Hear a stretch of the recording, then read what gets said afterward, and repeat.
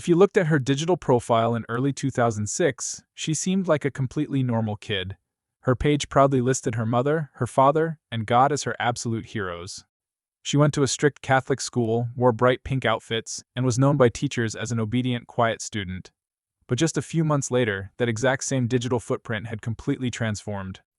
Her heroes were replaced with infamous serial killers, and her nighttime routine shifted from doing homework to logging onto dark forums under the name Runaway Devil, whispering plans to a man who claimed to be a centuries-old werewolf. Nobody around her noticed the shift until a knock on her front door exposed just how far the girl in pink had fallen into the dark.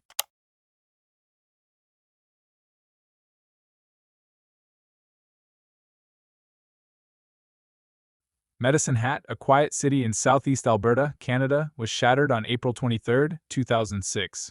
The initial police response began with a frantic call from a neighbor. A 6-year-old boy had gone to the Richardson family home on 12th Street Northeast to see if his 8-year-old friend, Jacob Richardson, could come out to play. Looking through a window next to the front door, the child saw a horrific sight, a body lying in a pool of blood. When police officers arrived and entered the split-level home, they walked into an absolute nightmare. In the basement, they discovered the bodies of 42-year-old Mark Richardson and his 48-year-old wife, Deborah Richardson. Both had been brutally attacked. Mark had been stabbed 24 times, and Deborah had suffered 12 stab wounds. Investigators quickly noted a screwdriver near Mark's body, which showed signs of a violent struggle. Upstairs in a bedroom, police made the most heartbreaking discovery of all. 8-year-old Jacob lay dead in his bed, his throat slashed and his body punctured by multiple stab wounds.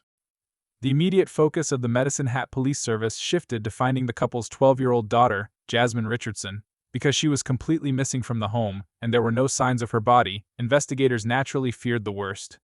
They assumed she had been violently abducted by whoever had slaughtered her family. Law enforcement immediately issued an Amber Alert across Western Canada, plastering Jasmine's face on television screens and highway signs in a desperate race against time to save a missing child. Forensics teams flooded the house, collecting blood samples, fingerprints, and looking for forced entry. They found that a basement window had been left open, which appeared to be the killer's point of entry. As part of the urgent search for clues to identify the abductor, police officers went to Jasmine's school to search her locker. What they found inside completely altered the direction of the entire homicide investigation. Investigators pulled out a notebook containing a drawing that sent chills through the department. It was a crude sketch depicting a house on fire with stick figures burning inside. Next to the house, 2 stick figures were drawn running away toward a getaway car, with the caption "Muahahaha" written above them.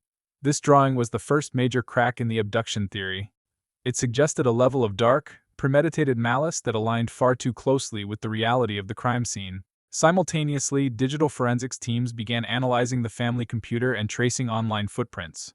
Investigators quickly discovered that the 12-year-old girl lived a double life online. On mainstream platforms like MySpace, and more intensely on a dark, gothic alternative lifestyle site called VampireFreaks.com, Jasmine operated under the username Runaway Devil. Her profile, which had previously listed her parents and God as her heroes, had been scrubbed and updated to list serial killer Jeffrey Dahmer and musician Marilyn Manson. In her profile descriptions, she described herself as a Wiccan, insane, and interested in blood. More alarmingly, the digital trail exposed an intense, secret relationship with a 23-year-old man named Jeremy Steinke, who used the online handle Souleater. Steinke's profile was filled with imagery of blood, dark poetry, and claims that he was a 300-year-old werewolf who wore a vial of blood around his neck.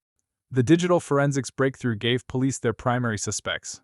The Amber Alert was cancelled, and a manhunt began for the pair. Within 24 hours of the bodies being discovered, police tracked Jasmine and Steinke down to the small town of Leader, Saskatchewan, roughly 130 kilometers northeast of Medicine Hat. They were arrested alongside a female friend who had helped them flee. At the time of the arrest, police noted an utter lack of remorse, sadness, or panic from either Jasmine or Steinke. In fact, Steinke boasted to arresting officers about a black eye he had received, laughing as he explained it came from Mark Richardson punching him during the struggle in the basement. Once in custody, the investigative tactics shifted to interrogation and heavy data retrieval.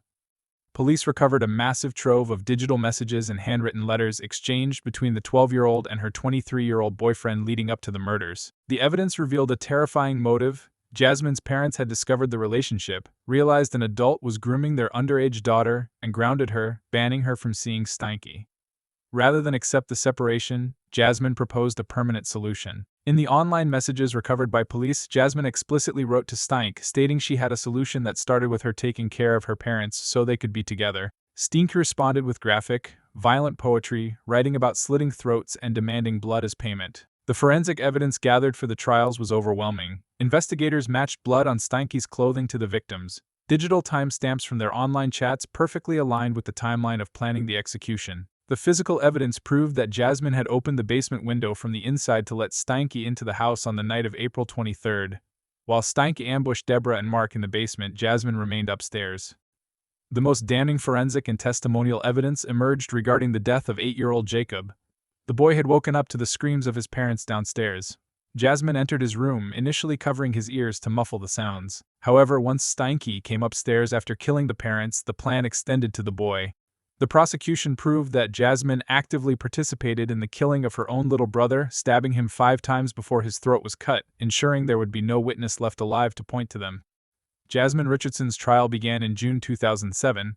Because she was only 12 years old at the time of the offense, her real name was strictly protected under Canada's Youth Criminal Justice Act during the proceedings, though it later became widely known after her sentence concluded. In court, Jasmine attempted to alter her story, claiming that the discussions about killing her family were merely hypothetical jokes and that she had been forced or coerced by Steinke at the last minute. She claimed she stabbed her brother gently because Steinke demanded it. The jury did not buy the defense. The prosecution presented the stack of letters the pair exchanged while in jail awaiting trial. In those letters, there was zero expression of guilt. Instead, Jasmine wrote to Steinke celebrating their actions, stating her lawyer told her they were legends and that they would be immortalized. Steinke even proposed marriage to her in a letter from his cell, and she eagerly accepted. On July 10, 2007, after just 3 hours of deliberation, the jury found the 12-year-old girl guilty on 3 counts of first-degree murder. She received a 10-year sentence, which was the absolute maximum penalty allowed for a youth under the age of 14 in Canada. Under Canadian law, a child that young cannot be sentenced as an adult, regardless of the severity of the crime. Her sentence was heavily structured around rehabilitation, split between time in a secure psychiatric facility and community supervision under strict conditions. This sparked massive public outrage across Canada, as many felt a decade-long youth sentence was far too lenient for the calculated execution of an entire family. Jasmine completely finished her sentence and was fully released in 2016 at the age of 23. Jeremy Steinke stood trial in November 2008. The forensic details of his violent struggle with Mark Richardson and the premeditated nature of the online messages left no room for doubt. He was convicted on 3 counts of first-degree murder. Unlike Jasmine, Steinke was tried as an adult and received 3 concurrent life sentences with no possibility of parole for 25 years. While incarcerated, Steinke legally changed his name to Jackson May and attempted to appeal his conviction, but his appeals were swiftly denied by the courts. He remains behind bars serving his life sentence. Thank you so much for hanging out and watching this through to the end. If you want to help me out with the algorithm, just dropping a quick comment, hitting that like button, or sharing the post makes a massive difference for a channel like mine. And if you haven't subscribed yet, definitely hit that button so you don't miss the next case. I also want to be completely transparent with you guys.